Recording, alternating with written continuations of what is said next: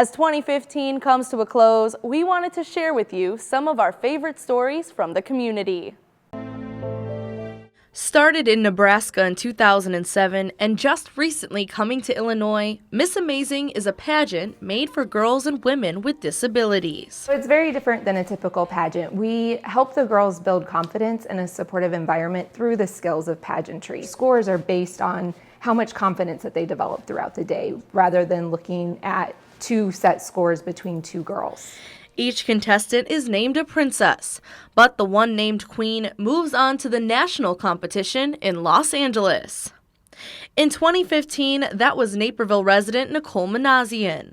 The 20-year-old North Central student welcomed the opportunity to share more about her abilities at the national level. I think that going out there and doing things like through Miss Amazing, even, for example, wearing like the crown and stuff, just gets in people's faces more and shows that we can do things and that it's good, and not just trying to include people that don't fit, because we can fit into society. For those involved, the confidence gained through Miss Amazing lasts beyond their time on stage. Experience to really show off your true colors and to show your true self on stage. It was a lot of light in your heart. Ready, set, spike. Described by its founders as the child of volleyball and foursquare, spikeball is hoping to be the next great American sport. Very similar to beach volleyball in that it's played 2-on-2. You have up to 3 hits per team to hit the ball back onto the net, in which the other team is responsible for turning it. Kicker is, it's actually played 360 degrees around the net. For a brief time in the 80s, it was sold as a toy. About 30 years later, Spikeball's current CEO, Chris Reuter, acquired the rights and began selling sets online part-time. Fast forward 8 years, and Spikeball now has 8 full-time employees, including their chief operating officer, Scott Palmer. A North Central grad and Naperville resident, Palmer left corporate America to join the Spikeball crew nearly 3 years ago. It's been an awesome journey. I appreciate everything that my family's been able to put up with, especially my awesome wife. It's been a lot of late nights, but we're trying to build something awesome. Since then, Spikeball has steadily grown in popularity and recognition, with over 250,000 players nationwide. 5,000 of which are competitive and 1,000 who are nationally ranked. But you don't have to be a pro to enjoy the sport. My favorite thing about Spikeball, I'm not really good at many sports, but I feel like I'm okay at Spikeball. And I actually feel like it's one of those things that you get better at pretty quickly. Whether playing casually or competitively, remember to keep your eyes on the ball.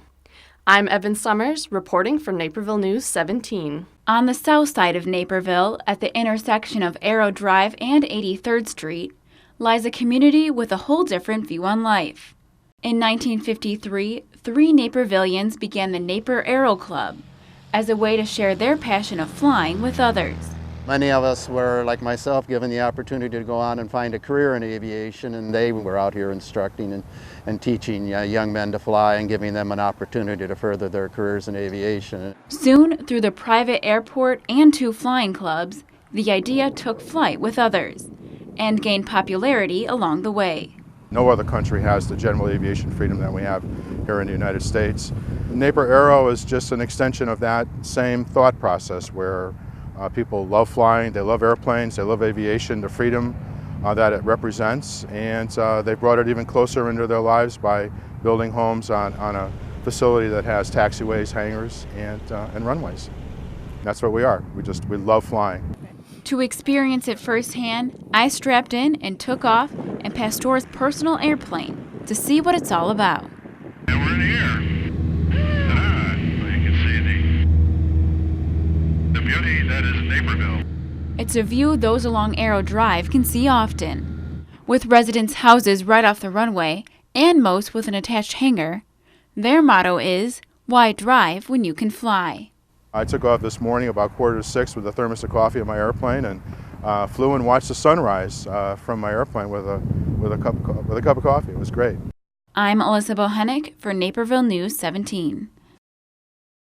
Naperville came together this November to recognize their veterans at the Healing Field of Honor on Rotary Hill.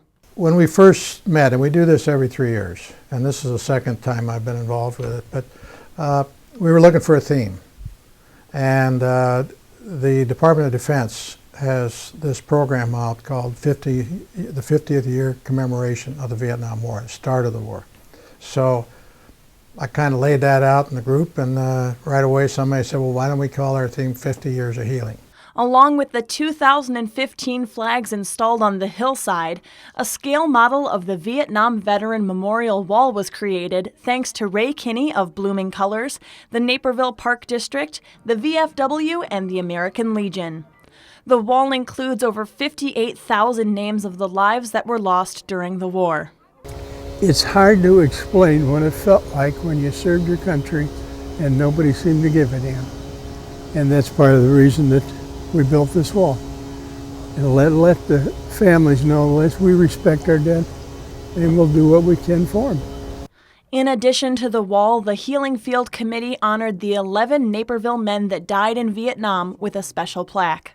We owe you, our veterans, a debt of gratitude that we will never be able to repay for your pain and suffering that you endured for America. We owe you everything. The next Healing Field will return to Naperville in 2018. Reporting for Naperville News 17, I'm Rachel Pearson. We look forward to sharing your stories in 2016.